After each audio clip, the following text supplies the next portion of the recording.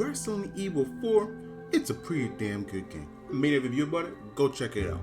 But when the Mercenaries came out, that free DLC came out, I knew within my first game, Capcom had gold here. Hello, my name is Definitely Not Box, and in this video I'm going to break down the Mercenary and why it's so great. Mercenaries, or The Mercenaries, and the remake is probably, or going to be, the best single-player third-person arena shooter you will ever play. This game mode makes you feel like a god while kicking you in the nuts at the same time. Trust me, you lose that combo, you'll be pissed. There is a certain balance that's struck in the Mercenary game mode. We're going to talk about in the village. We're going to use Leon. So, no matter what you do, you always have enough. Let's talk about it. Let me prove it to you. You start the game, everything's fine. The enemies don't know you're here yet, but you see the time. It's ticking down. So you get a move on. You shoot your first enemy, and this is where exactly the choices line up in order. Shoot the leg. You get a melee. Get a double kill. Possibly a triple. You gain some time, some score, and ammo. And the combo meter is growing. That right there is a perfect sequence that leads you back to neutral, where you are back into being in a comfortable distance. Not a safe distance, a comfortable distance. From here on out, you have the ability or the option to move or stay in your ground. So you decide to move, go down this little pathway. You see the choke point, enemy starts funneling in. You start shooting away, blasting some heads, killing some dudes, getting the occasional melee as you will. From this point on, you have a bunch of options, and you know it innately as a player. You can throw a grenade to kill a bunch of them. You can shoot the red barrel, or you can shoot one in the knee and go up and get another melee, get a possible triple kill, more time, more ammo, more distance, pushing them back. But you have to watch out, because now enemies can come from behind you. They do walk around. There is multiple paths to your location. Being low on ammo makes you give up the distance you created. This leads you into a parry, which again leads you to another melee, getting kills, more time, more distance, more ammo. As you can see already, it's a cycle. It's gonna pop off for you, and you're gonna have these scenarios play out in such a sequence that it just feels natural. There's a flow to this. The prick with the crossbow on the rooftop, landing one too many shots on you, well, you can deal with him in two specific ways. Take out your sniper, shoot him. This is also a negative because you are taken away from the intention in front of you. People are coming after you and you're surrounded. Or you can do the more safer route. Go up there and deal with him. Both options are viable. It depends on how you want to deal with it. Let's say you do go up there and you deal with him. Now you can see the whole land. You can see all the ammo drops. The enemies have a few ways to get to you. They use the ladder so you can kick them down, constantly getting free shots, and you can shoot them down from the window. But eventually they're gonna start throwing stuff at you, so you will have to drop down because you need the ammo as well. You would have noticed that just simply shooting enemies to death does not give you time bonus. And this is where I think the game incentivizes you to be a proactive combatant. Getting melee kills, whether it be a suplex, a drop kick, getting knife kills, whether it be stabbing them on the ground or with your actual knife, all gives you time bonus. They all vary differently and how much you get. You may get a second here, 2 seconds there, 4 seconds here. Naturally, you're gonna want to keep your time as high as possible. It's just something we humans do. I don't know why, we like bigger numbers. By this point, you will have noticed the bar down here. This is the mayhem mode, so you pop it off not knowing what it does. And now you're shooting everybody and killing them in one shot. Getting more points, getting more time, saving ammo because people die faster. You kill a certain amount of people, the boss shows up. You still have mayhem mode. He walks up to you, you take out the shotgun or the sniper rifle, and you unload on him. He dies within a few shots. You now just learn that this mode shreds bosses, so you either want to save it for bosses or you want to use it, get more time and more points. Both valid options that you can use at any time you want. Smart players use it for both. Everything I just described could be happening in the first 2 minutes of your round in Mercenaries, you still have to make it to the end. But why does it work? It's all thanks to a few new additions to Resident Evil 4 combat.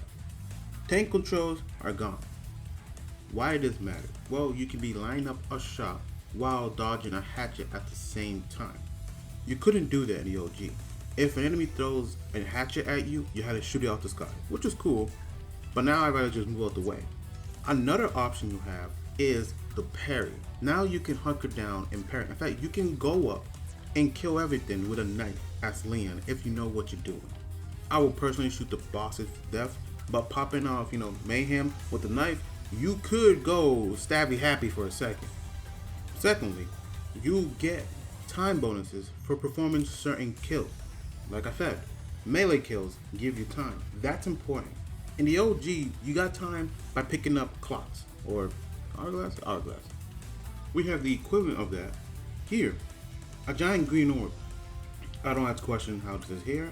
I don't care. But you can also rack up your own time by doing certain actions like I said before. We also have parry. Parry does a lot to get you back into combat. It's an option that lets you react to the enemy's aggression. Enemies are going to always be around you, trying to get closer to you, hitting you, or whatever. But being able to shoot someone in the face with a shotgun and immediately parrying afterwards makes you feel like a god. Like, just listen to me. It feels good. It feels good. If only we can get that DStrike sound mod. I need this sound every time I parry. Like, it's cracked to me, okay? And one last change I want to talk about. You are allowed to stay in the act. Back then, you had to open your inventory to equip a grenade, change weapon, and for healing. Now you can equip anything on the fly except healing. Right? So I can change to a grenade, I can change to a flashbang, my sniper, my shotgun, or my handgun. My knife is always equipped with me with a push of a button. I am more in the action because I'm less out of the action. I'm not looking into my inventory for ammo or to change my gun. I'm only looking for healing, which will be quick to see, quick to grab, and quick to get back in combat. Add to the fact that you as a player always have a ballot option and how the actions you take naturally flow into themselves in this game. It is just a perfect game mode. I haven't even talked about the other characters and the other arenas. We haven't even finished this current run, and I'm already telling you how perfect it is. Leon isn't even the best character. He isn't even the best character. But already you can see, you can understand that this game mode, the way they have it structured, is phenomenal. So the game finished, the round finished, everything's cool, everything's nice. We get score. We get a combo score, which, okay, you drop the combo a couple times, and we get time bonus. This alone puts the seed into the player that you can increase that by yourself without having to use the green orbs. I mean, yes, get the green orbs, but you start with 2 minutes and you end up having 3 minutes. And you now as a player understand that you can make that higher by the kills you can get, which once again leads you to the perfect flow of combat. It's a loop. It's a great loop, and I love it. I think you guys get what I'm saying. I'm going to stop it right there. We're going to talk about the other characters, the other stages, and then we're going to talk about some of the negatives in this game mode. There isn't a much in negative. I'm just spoilers. There's not a lot. But let's talk about the characters. Luis, before you start, let him pray. Let him pray. And then you start. He has a sniper with the thermal scope. Don't know why you need a thermal scope, but okay. And he has the red knot. Very lackluster compared to Leon having a shotgun over him. But Luis has a few things that just separate him. He may move a bit slower, but the red 9 and the bolt action sniper are powerhouses, so you'll be wailing through enemies really fast. His melee is really good. He has a tackle that's basically a dash, literally close to distance, and he has the pipe. This is such a cheap move. Different arcs. You can hit people from almost behind you. That's how great this pipe is. I love this pipe. What makes him OP and my favorite character is that you can just place a dynamite. You see me? Look, I'm surrounded. Oh no. Oh, I'm walking away. Oh, boom. Hey, 3 points. 3 points. You are surrounded, not anymore. What makes this really good is that you are immune to your own explosion. So if you ever find yourself in a tight spot, pop it. Throw one down, walk away, and you'll be fine. That's why he's better than Leon. Though Leon does have the shotgun, Luis has a get off me tool. As soon as you pop it, everybody's like, oh no, he's about to plant it. You plant it, you walk away, you're fine. Krauser, Leon, calm down. Again, my guy, I said this already in my review. Go watch it, please. Shameless plug-in. Leon, what did you learn from this man? You see this knife work? What did you learn from this man? Like, why you suck with a knife? You going through a poke? Look at this. Krauser is a god in the battlefield. As you see, he's a knife man. He has a TMP. This is trash. For the most part, you ain't gonna be using this. You're gonna be using your crossbow because explosive arrow tips kill everything. No lie, they kill everything. And the knife itself is amazing. That's gonna be most of your kills. Half the time, you're gonna get a parry without even knowing that you got a parry. This man is melee hand to god. I love him. He's great. It's how he gets his own double trigger. Listen. It's Capcom. They even give him the Stinger. It's named the Stinger. Look at this. It's amazing. Imagine if you give this guy a katana. He'll be...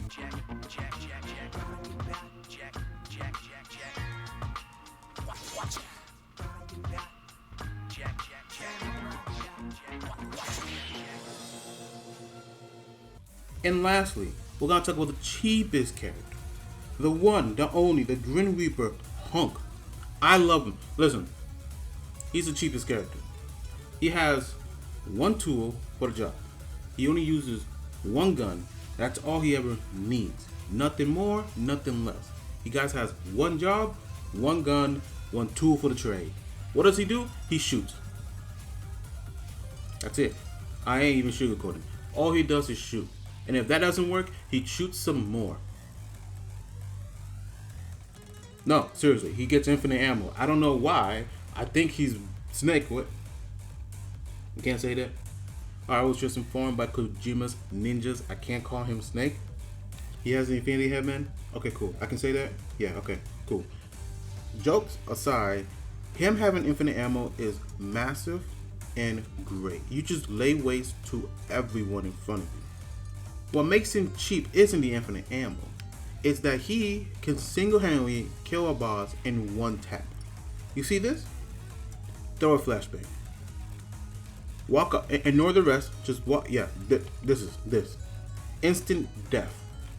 The neck breaker is amazing. He gives you the magic fingers. This is beautiful. This is what makes him so cheap. He deals with the threat immediately. He doesn't even play around. He kills him, and then he shoots him. And if that's not enough, he shoots him some more. I've seen some mods, and if they're correct and everything they're saying, I want Wesker. He's gonna be amazing. Let's move on to the different locations. We have the castle. Not bad. You have constant bombardment by the catapults. This is both a good and a bad thing because the catapults can kill the enemies for you, but they're always going to be shooting at you. You have a cannon to deal with them, or you can just load them up like you do in the base game. Pretty good. Enemies here are the Seleks, that just spawn a bunch of Plagas, but one, and I'm just talking, one single flash grenade, and that's a multi-kill. And secondly is the Ganados. These guys are a bit annoying, but you can deal with them. Grenades are amazing, and again, you got a cannon. And lastly, for the locations, we have the island. The island is pretty damn good. You can use turns, enemies can use turns, and you can always just hop around the area, right? There's never a real choke point in the island. It may be the smallest map, but it's so vertically inclined that you can never really get stuck anywhere. That's all three locations and every character. Now let's talk about some of the negatives. What's the point of S++? What's the point of S++? Listen, I like to be rewarded for my effort, and getting 150 kills non-stop is a bit of a challenge because I didn't mention it. I should have mentioned it, and I didn't mention it. You will get your ass thrown like a sack of potatoes while playing this game mode. Like, sure, all the clips I've showed you shows me just laying waste, being decent at the game. Again, decent at the game. I ain't good at this, just decent. But the enemies will get you eventually. I can get stun luck and almost lose my whole life just for one error. That's how much they're gonna be on you at all times. So if I get an S++, why can't I get a single thing for the main game? A new costume piece, a new color change, I don't know, a gun, something. Why can't I use these characters in the main campaign? Something is not adding up here. I may be giving Capcom a lot of credit here, but they're really smart by having the hand cannon be able to be unlocked by the mercenaries. Why? Because that made people play this game mode. If you couldn't unlock anything, no one would even try. So that's why I think it was a very smart idea for them to put the hand cannon behind mercenaries. So if we have an incentive to play, we should have an incentive to keep playing. If I get an S++, because Luis is amazing and Hunk is cheap, why don't I get their outfits for Leon? Like, something isn't adding up. There's no reward to keep playing this game. That being said, Capcom, don't stop updating this game mode. Give us more. Put Extreme Mercenaries in here. You guys, have you guys played Resident Evil 5 Extreme Mercenaries? Look at this. Look at this. Imagine that's the village. Woo! I will happily pay $10 to get Claire in the Raccoon City police station, or Jill in the downtown, or Carlos in the hospital. I will pay money to get those characters in Mercenaries for Resident Evil 4 Remake. But Capcom has to see what potential this game mode has, and I think it has a lot. Listen, indie developers, if Capcom does nothing with this, just take it, do what you want. Just make your own game off it, right? Follow the fundamentals here. Have a reason to go in, have a reason to get out, make a very strict and forgiving ammo economy, make balanced areas, and just make your own game with it. Because like, if Capcom does nothing with the Mercenaries moving forward, it is foolish to let this golden formula die. Capcom, either do something with this and make it work, because it's gonna be great. I know you guys know what you're doing. This is why I'm singing your praises. If not, indie developer, have at it. Go wild. You can even make a survivor type game with this. It will be fantastic. Just saying, you guys can do a lot with this. Alright? That was my whole spiel on the Mercenaries. Go try it, go play it, enjoy it. I can't wait for Ada. I definitely can't wait for Wesker, and I wish they add more areas and more characters. That would be amazing. This has been Definitely Not a Box. Have a good one, and I'll catch you on the next one.